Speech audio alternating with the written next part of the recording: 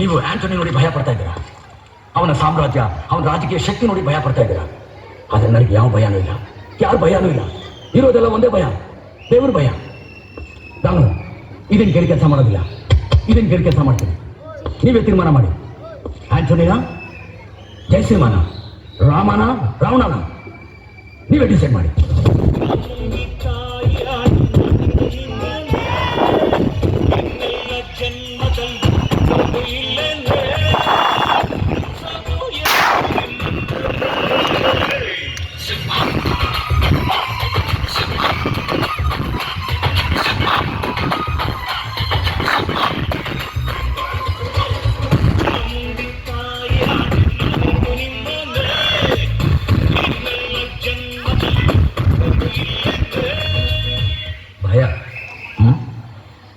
ಭಯ ಜೀವನದಲ್ಲಿರಬೇಕು, ಆದರೆ ಜೀವನನೇ ಭಯ ಆಗಬಾರ್ದು.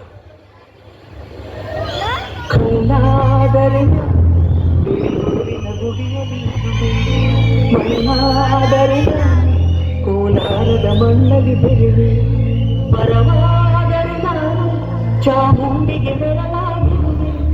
ಮಗುವಾದರೆ ನಾನು ಕಾವೇರಿಯ ಮಡಿಲಲ್ಲಿ ನಗುವೆ.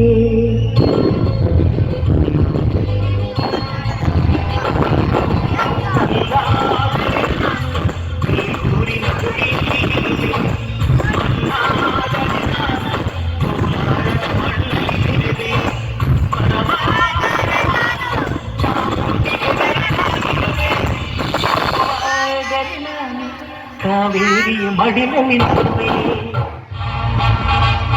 ಏನು ಹೇಳ್ತಾರೋ ಅದನ್ನು ಮಾಡಿ.